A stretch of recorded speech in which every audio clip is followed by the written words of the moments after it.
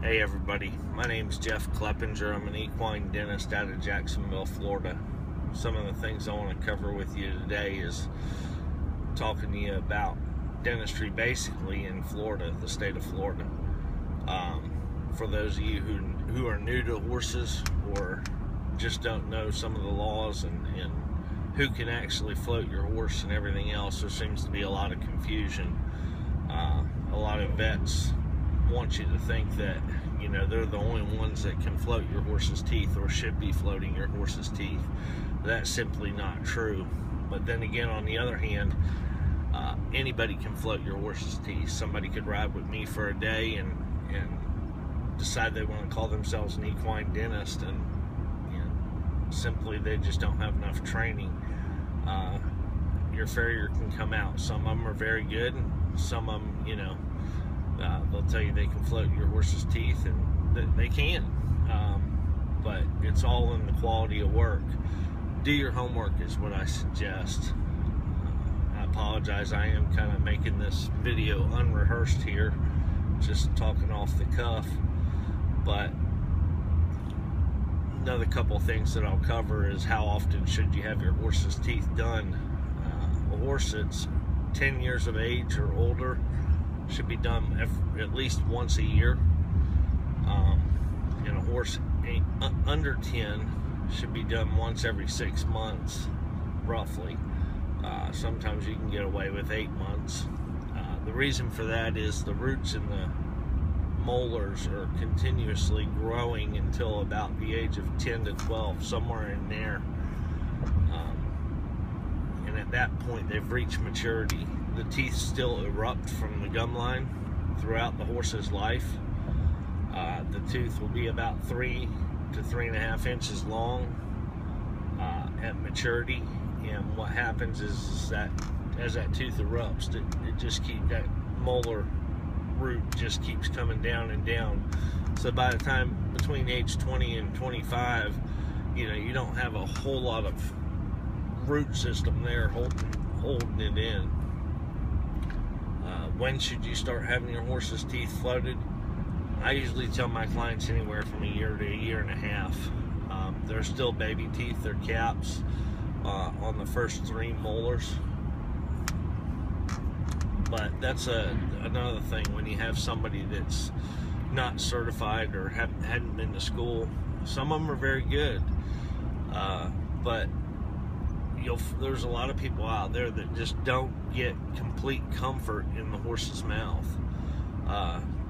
In order to have a proper float, basic float, and have your horse should be very comfortable. I mean, all the points, sharp edges should be removed, and any hooks or ramps should be reduced.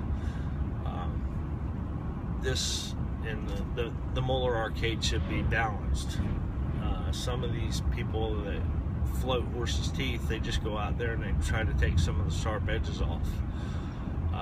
Basically, one of the ways that I float teeth is I use my hand as a speculum. Well, I've had people say that you can't achieve that, you can't get to the back of the mouth. Well, I've been doing this for years, and matter of fact, one of my teachers that taught me how to do this was Dr. Jeff Tucker down in Wellington, Florida, and he taught me how to use my hand as a speculum, and it gives the horse the freedom to move his mouth instead of being pried open with a speculum for 20-30 minutes.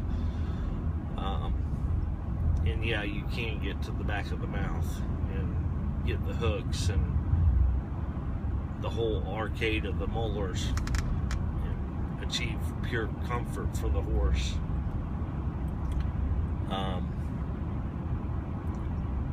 The other thing is, I tell my clients you should watch your horse eat at least once a month. Some horses are slobs, but majority of the time, a lot of your horses, once they start dropping grain to a certain extent, it's time to get your horse floated. You don't want to wait 2 and 3 years. Another thing is, depending on who you have doing your horse's teeth, this is an art. Everybody does it differently.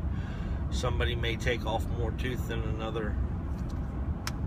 equine practitioner, and